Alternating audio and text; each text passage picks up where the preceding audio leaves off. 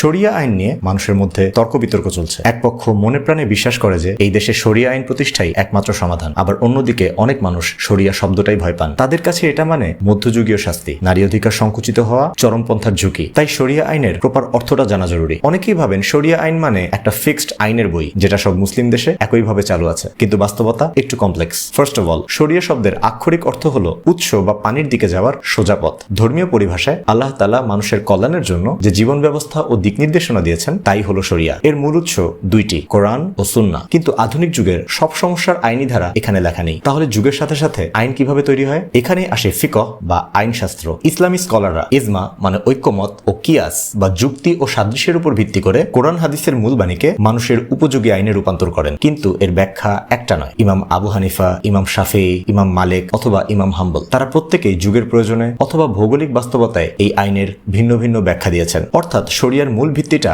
অপরিবর্তনীয় হলেও তার প্রায়োগিক রূপ বা কানুন শত শত বছর ধরেই অ্যাডাপ্টেড হয়েছে। So as you can see, শরিয়া ও শরিয়া আইনের মধ্যে একটা সূক্ষ্ম পার্থক্য আছে। শরিয়াকে বলা হয় আল্লাহর বিধান, আর শরিয়া আইন হচ্ছে সেটার হিউম্যান ইন্টারপ্রিটেশন। এ কারণেই আজ সৌদি আরব, মালয়েশিয়া, মরক্কো, ইরান, ইউএই বা আফগানিস্তানে শরিয়ার প্রয়োগ কিন্তু একরকম না। কারোটা কঠোর, কারোটা হাইব্রিড, কারোটা মোস্টলি সিম্বলিক, কারোটা আবার পলিটিক্যাল টুল হিসেবে সমালোচিত। এখন প্রশ্ন হলো, বাংলাদেশের অনেক মানুষ শরিয়া আইন কেন চায়? এর পেছনে সবচেয়ে বড় কারণ শুধু ধর্মীয় আবেগ না, বরং বর্তমান সামাজিক অবস্থা ও অবক্ষয়। মানুষ যখন এত এত অন্যায়, অবিচার আর বারবার ক্ষমতাবানদের পার পেয়ে যাওয়া দেখে হতাশাগ্রস্ত, তখন তারা ন্যাচারালি এমন একটা সিস্টেম খুঁজতে শুরু করে যেখানে ন্যায় বিচার হবে, সেটা দ্রুত হবে এবং নিশ্চিত হবে। এবং এখানেই শরিয়ার সবচেয়ে বড় সাইকোলজিক্যাল অ্যাপিল, যদিও সেটা হিস্টোরিক্যালি অ্যাকুরেট না। অর্থাৎ শরিয়া ভিত্তিক বিচার ব্যবস্থার ক্ষেত্রেও সময় লাগতে পারে, ক্ষেত্র বিশেষে প্রসেস আরো লেংদিও হতে পারে, একটু পরেই বলছি। এখন কথা হচ্ছে, অনেকে ভয় পায় কেন? ইতিহাস বলছে যে কোনো আইন, সেটা রিলিজিয়াস হোক বা সেকুলার, ভুল মানুষের হাতে গেলে অপ্রেসিভ হয়ে উঠতে পারে, এবং শরিয়া নিয়েও এই ভয়টা কাল্পনিক না। উদাহরণ হিসেবে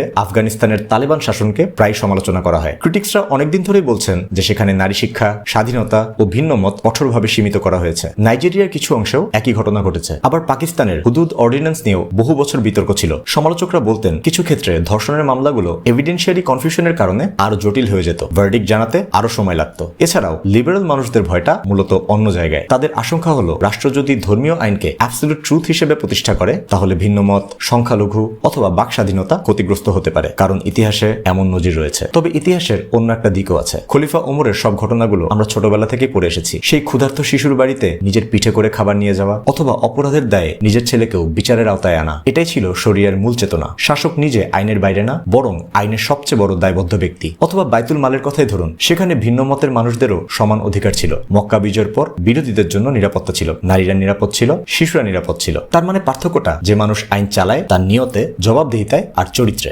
ইতিহাসে এমন মুসলিম শাসকরা ছিলেন যারা শরিয়ার নামে শুধু পানিশমেন্ট না, বরং ওয়েলফেয়ার, পভার্টি রিডাকশন, অরফান প্রোটেকশন এবং মার্কেট রেগুলেশনের মতো জিনিসগুলোকেও ইকুয়ালি গুরুত্বপূর্ণ মনে করতেন। মাকাসিদ আল শরিয়া, অর্থাৎ এটা জাস্টিস ও সোশ্যাল রেসপন্সিবিলিটি নিয়েও কথা বলে। তাহলে মডার্ন পৃথিবীর আসল কনসার্নটা কোথায়? তাদের কনসার্ন আছে ল নিয়ে, বিচারের ধরন নিয়ে, হাত কাটা, পাথর মারা, জেনা প্রমাণে 4 জন সাক্ষীর প্রয়োজন হওয়া ইত্যাদি বিষয়গুলো নিয়ে আপত্তি তোলা হয়। এছাড়াও সাম্প্রতিক সময়ে মাদ্রাসাগুলোতে ঘটে যাওয়া ঘটনাও মানুষের মনের প্রশ্ন জাগাচ্ছে। এছাড়াও কনসার্ন মানুষ নিয়ে, কারণ করাপ্টেড মানুষ যেমন সেকুলার লয়ের অপব্যবহার করতে পারে, তেমনি রিলিজিয়াস লয়েরও অপব্যবহার করতে পারে, এবং ইতিহাসে এই দুটোরই উদাহরণ আছে। দিন শেষে সাধারণ মানুষের আসল চাওয়া একটাই, নিরাপত্তা। এমন একটা সমাজ যেখানে একটা শিশু নিরাপদে থাকবে, একজন নারী নিরাপদে থাকবে, এবং ক্ষমতাবান মানুষও আইনের বাইরে থাকবে না। এক পক্ষ বিশ্বাস করেন শরিয়া আইন ছাড়া মানুষ কখনোই ন্যায় বিচার প্রতিষ্ঠা করতে পারবে না, অন্য পক্ষ ভয় পান এটা আমাদের সমাজকে আর অন্ধকারের দিকে নিয়ে যাবে। এর উত্তরটা সম্ভবত মাঝখানে কোথাও, কারণ আইন বইয়ের পাতায় থাকলেও ন্যায় বিচার প্রতিষ্ঠা করে মানুষ, আর মানুষ যদি সেই দায়িত্ব যথাযথ পালন না করে, তাহলে সেকুলার আইন ব্যর্থ হয়, রিলিজিয়াস আইনও ব্যর্থ হয়। তাই হয়তো আসল প্রশ্নটা